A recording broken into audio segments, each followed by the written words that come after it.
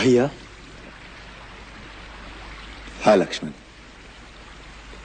One में हमें घूमते घूमते 10 वर्ष हो गए। इन वर्षों में हम कई संत महात्माओं को मिले। इन सबके तो नाम भी याद नहीं रहेंगे।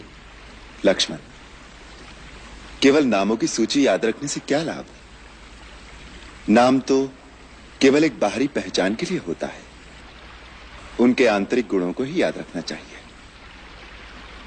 ये सिद्ध पुरुष जो बाहरी जगत से दूर इन दुर्गम स्थानों पर बैठे साधना कर रहे हैं, ये जो नगरों और बस्तियों में अपनी शक्ति का प्रदर्शन नहीं करते, ये बड़े दुर्लभ लोग हैं। इनके तो दर्शन मात्र से ही लाभ होता है।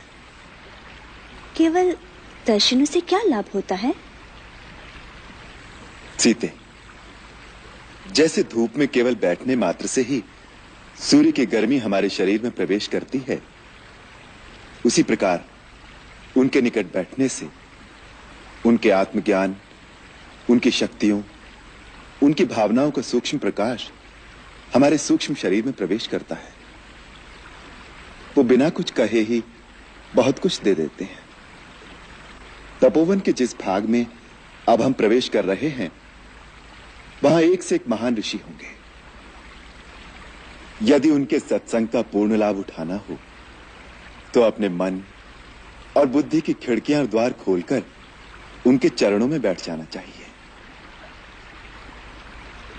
यदि उनके पास जाकर विनम्रता से एक भिक्षुक की भांति मन की झोली फैलाकर चुपचाप बैठ जाओगे तो अपनी साधना के द्वारा प्राप्त किए हुए ज्ञान के अनमोल रत्न वो तुम्हारी झोली में अनायास ही डालते रहेंगे।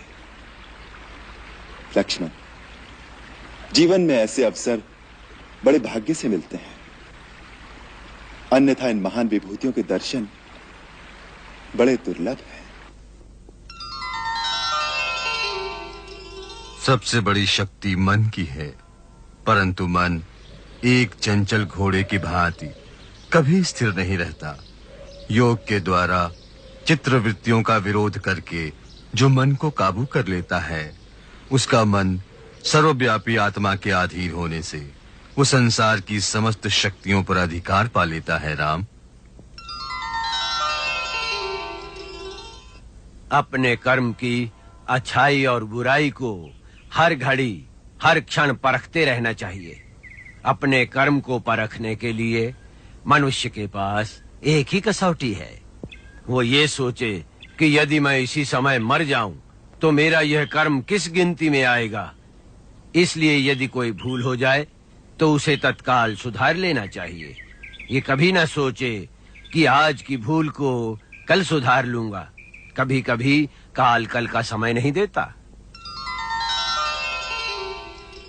धर्म के मार्ग पर चलने के लिए ज्ञान का प्रकाश आवश्यक है।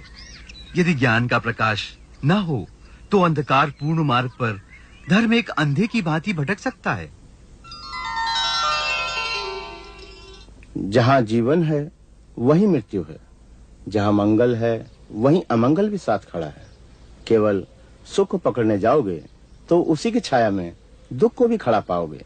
अतः जो सुख और दुख दोनों से विरक्त होकर आत्मा में लीन होता है, वही शाश्वत आनंद को पाता है। उसी को मुक्ति कहते हैं। जैसे वर्षा का जल सब पेड़ पौधों पर एक समान गिरता है, परंतु किसी के लाल फूल निकलते हैं और किसी के पीले पत्ते, इसी प्रकार एक ही विद्या का भिन्न भिन्न प्राणियों पर उनके संस्कार और भाव के अनुसार भिन्न भिन्न प्रभाव पड़ता है। पत्थर पर लिखे अक्षर कभी नहीं मिटते, परंतु पानी पर लिखा क्षण भर भी नहीं रहता। मन में क्रोध और शत्रुता को उतनी देर रखना चाहिए जितनी देर पानी पर लिखा रह सकता है। श्री राम, धन के अतिरिक्त भी तुम कुछ दे सकते हो।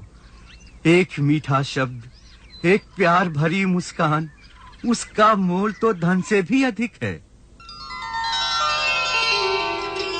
हर एक प्राणी भगवान का अवतार है। परंतु वह अपनी ही माया के जाल में फंसकर अपने आप को नहीं पहचानता। इस माया जाल से प्राणी कैसे मुक्त हो सकता है मुनिराज? स्वयं को पहचानकर, अपने भगवत स्वरूप को जानकर स्वयं ही अपने आप को फंसाता है और स्वयं ही मुक्ति का साधन पूछता फिरता है। यही तो मायापति की माया है।